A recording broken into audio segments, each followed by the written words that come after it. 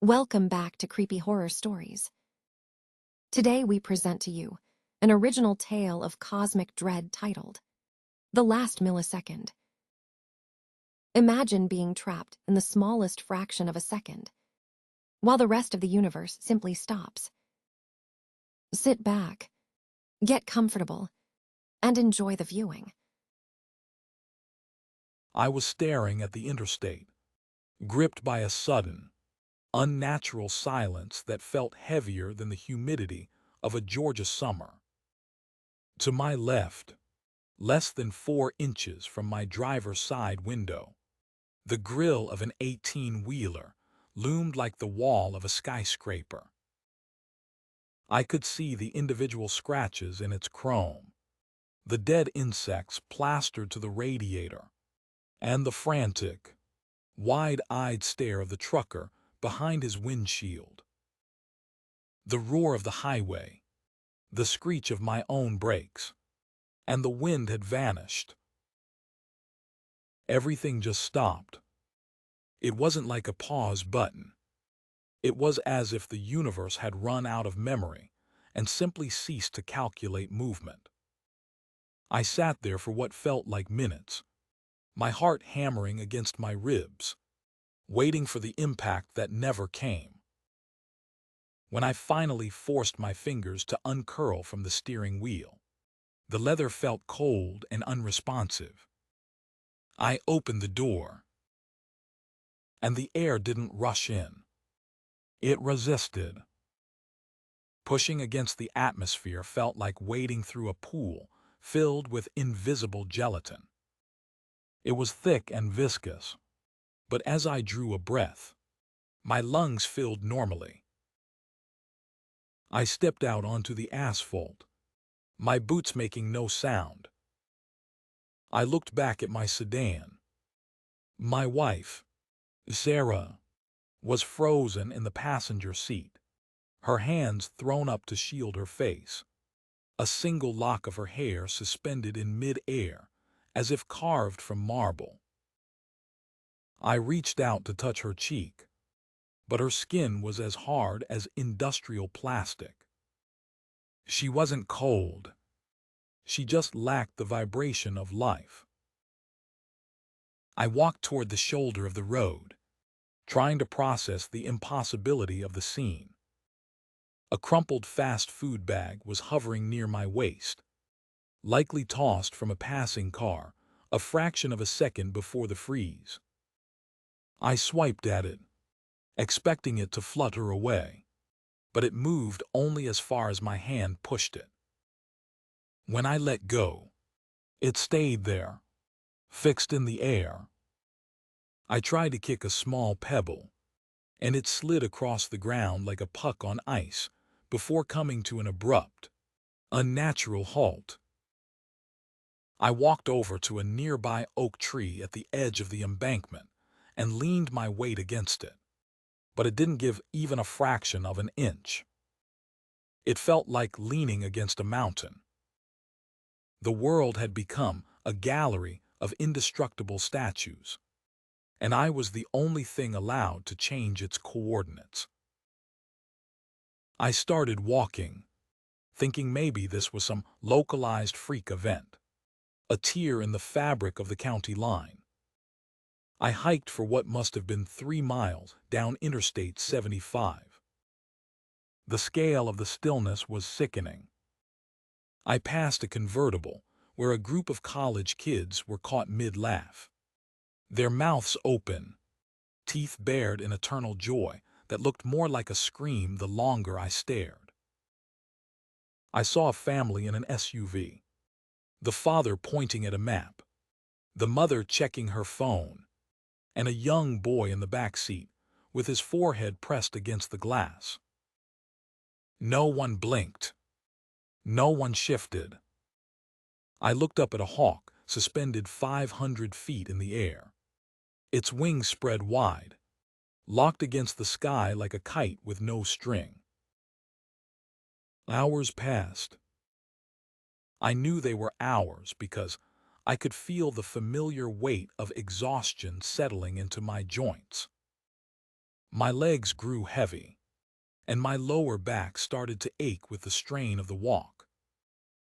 But as the sun sat motionless at its zenith, never leaning toward the horizon, I realized something terrifying. I wasn't getting hungry. I hadn't had a drop of water since I left the car. But my throat wasn't dry, and my stomach didn't growl. My body was burning energy. My muscles were tearing and fatiguing, but the biological signals for replenishment never came. I was a clock that was still ticking in a room where every other gear had jammed. I was wearing out, and there was no way to rewind. I was leaning against a frozen mailbox in a residential suburb when I first saw them. At first, I thought they were heat waves rising off the pavement, but there was no heat in this world. They looked like glitches in the air, towering shapes about 7 feet tall, translucent and shimmering like oil on water. They didn't have faces, just smooth, elongated heads that tilted with a predatory precision. They moved with a fluid, terrifying grace that defied the static law of the world, gliding between the bumpers of parked cars. I ducked behind a brick wall, my breath hitching in my throat, and watched through a gap in the fence. One of the shapes drifted toward a golden retriever that had been frozen mid-stride on a manicured lawn. The creature extended a long, flickering hand and barely brushed the dog's fur. There was no sound, only a sickening visual distortion. The dog's body began to fragment, breaking apart into millions of tiny, glowing squares. It looked like a digital photograph being corrupted in real time. Within seconds, the animal was gone, leaving behind a jagged, black void in the grass. A hole in reality where nothing existed, not even the thick, jelly-like air. The shape stood over the void for a moment before turning its featureless head toward my hiding spot. I didn't wait to see if it saw me. I turned and ran until my lungs felt like they were lined with sandpaper. I sought refuge in a small convenience store a few miles down the road. The interior was a tomb of plastic-wrapped snacks and silent refrigerators. As I paced the aisles, something caught my eye on the counter. It was a yellow post-it note, but it wasn't stuck to anything. It was resting on top of a display of chewing gum, and unlike everything else in this nightmare, it fluttered slightly when I brushed past. I picked it up. The paper felt real, thin and flexible. The handwriting was frantic, scrawled in black ink. They see the changes. Put it back. Everything must stay where it was. My heart nearly stopped. I wasn't the only ghost in this machine.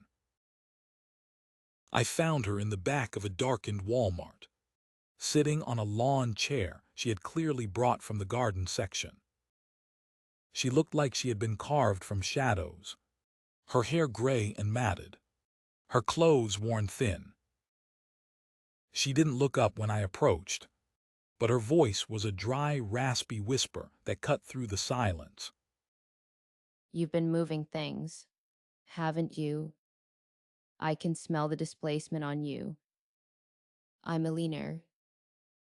I've been counting my heartbeats for what feels like 10 years in this hell, and I've survived because I don't disturb the scenery. I stared at her, my mind reeling. Alina explained the brutal reality of our existence.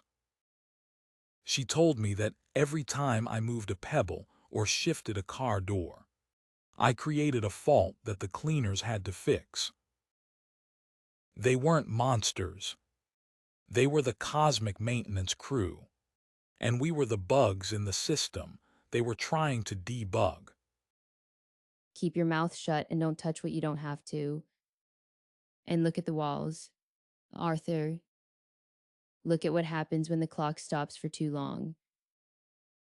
She pointed toward the rows of shelves. I hadn't noticed it before, but the vibrant red and blue packaging of the cereal boxes was fading into a dull, uniform gray. The sharp edges of the plastic bottles were softening, becoming rounded and indistinct. It was as if the world was losing its resolution. The objects were turning into crude, clay-like models of themselves. The detail was bleeding out of existence, leaving behind a world of faceless mannequins and blurred shapes. The static was decaying, and we were trapped inside a dying memory. We aren't special. Arthur, we're just data corruption. You were supposed to die in that crash, and I was supposed to die in a hospital bed in 2014. But the system hitched. The processor missed a beat, and we fell through the cracks. We're the junk files the universe forgot to delete. And now the cleaners are just running a delayed scan to wipe the drive. I felt a cold shiver crawl down my spine. I thought about the car, the truck, and the miles of highway I'd disturbed. I'd moved bags, kicked stones, and left the car door wide open. I had created a massive trail of errors in a world that demanded perfect stillness. Outside the store, the shimmering silhouettes began to multiply. They weren't gliding aimlessly anymore. They were converging on the Walmart, their heads tilting in unison toward the entrance. They had detected the massive displacement I'd caused back at the wreck, and the circle was closing. You can't stay still for too long, either. If you try to sleep, the world will think you're just another piece of furniture. It will start to gray you out. I saw a man once who fell asleep on a park bench. When he woke up, his legs had merged with the wood. He was becoming a statue. To stay human, you have to keep moving. But the more you move, the faster they find you. The threat became visceral when the first shimmer stepped through the automatic doors. It didn't break the glass. It simply phased through the gray, blurred matter. Elena stood up, but she wasn't fast enough. One of the cleaners reached out with a hand that looked like static on a dead TV screen and touched her shoulder. Elena didn't scream. She couldn't. Her body began to strobe, flickering in and out of existence like a high-speed film strip. I watched in horror as her consciousness was shredded into 1,000 different frames of the same second.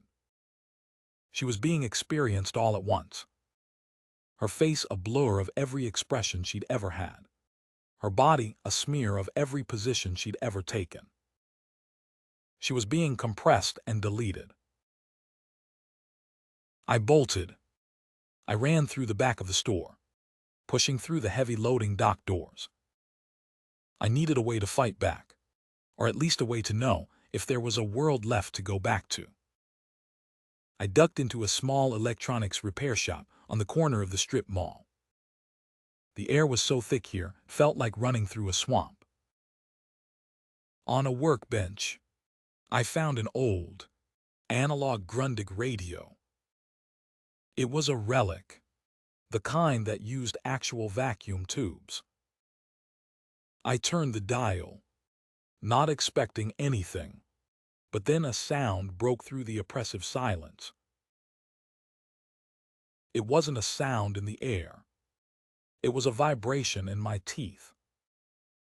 Through the static of the radio, a thin, distorted signal leaked through from the real world.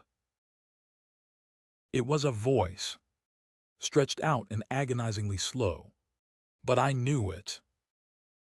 It was Sarah. What? Lord, they, wait, are you? Lord,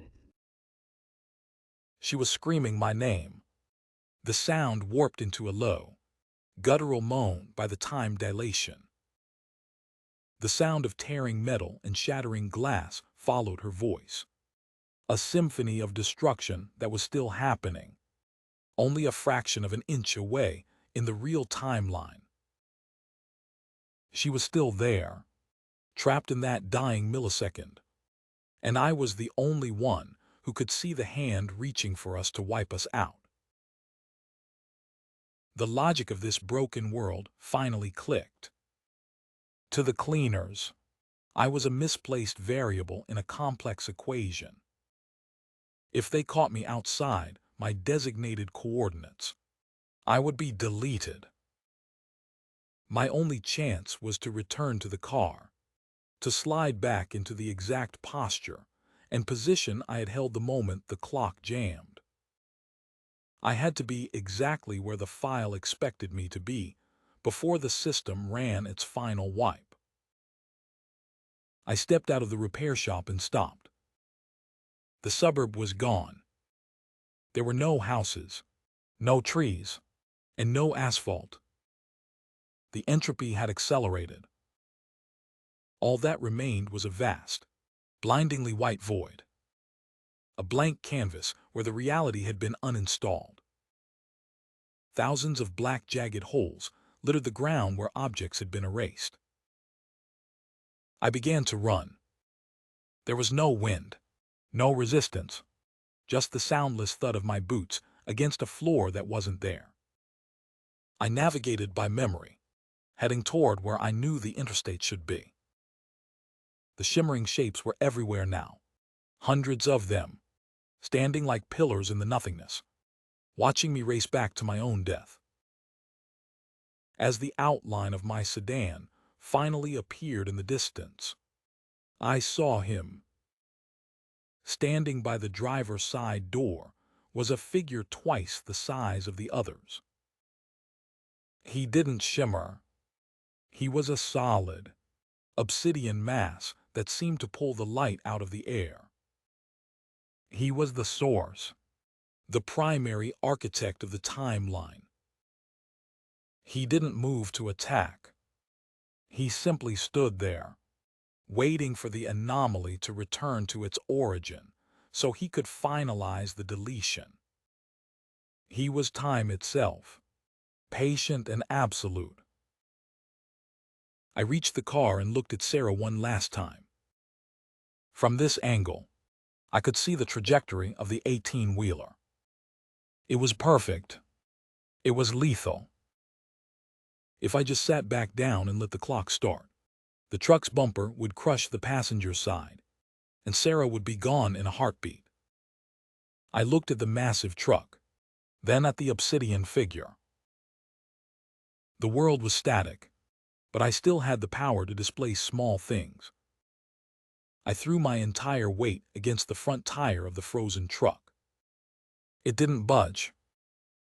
I tried again, using a tire iron I had carried from the shop, wedging it into the suspension. I poured every ounce of my frustration and love into a single, desperate shove. I felt something snap, not in the truck, but in the fabric of the air. The massive vehicle shifted, maybe only a fraction of an inch, but it was enough to change the angle of the kill. The obsidian figure tilted its head. I had just committed a secondary error, but it was too late for him to stop me. I dived into the driver's seat, gripping the cold leather of the steering wheel. I adjusted my spine, tilted my head, and mimicked the exact expression of terror I had held eons ago. I closed my eyes and whispered her name. Sarah. The silence didn't break. It shattered. I woke up 3 days later in a hospital bed in downtown Atlanta. The air felt thin, and the ticking of the wall clock sounded like a sledgehammer. A doctor came in, followed by Sarah. She was bruised, her arm in a cast, but she was breathing. She hugged me, sobbing, telling me how the truck had somehow just grazed us, missing the cabin by a miracle. Later that night, I hobbled to the bathroom to splash water on my face. I looked into the mirror and froze. My face looked the same, but my eyes were wrong. My pupils weren't black anymore. They were shimmering, semi-transparent voids, flickering like oil on water. I wasn't a junk file anymore, but I wasn't part of the original code either. I was something new, a witness to the millisecond that never ended. Welcome to Creepy Horror Stories. That was the last millisecond. We hope you enjoyed this journey into the frozen edges of time. Thank you for listening until the very end. It means a lot to the channel. I have to ask, if you were trapped in a single moment of time for years, what is the one thing you would miss most about the moving world? Let us know in the comments below. If you enjoyed this original story, please hit the like button, subscribe, and turn on notifications so you never miss our next nightmare. Stay safe, and watch out for the glitches in your own reality. Check out our other videos for more tales of terror. This story was an original production written specifically for this channel. Sleep well, if you can. Thank you for listening until the very end. Your support is what keeps this channel alive. This was an original story written specifically for creepy horror stories. I have to ask you, if you were in Arthur's shoes, would you have tried to change the crash? Or would you have just accepted your fate? Tell us your thoughts in the comments below. If this story gave you chills, please hit the like button and subscribe to our channel. Don't forget to turn on all notifications so you never miss a new nightmare.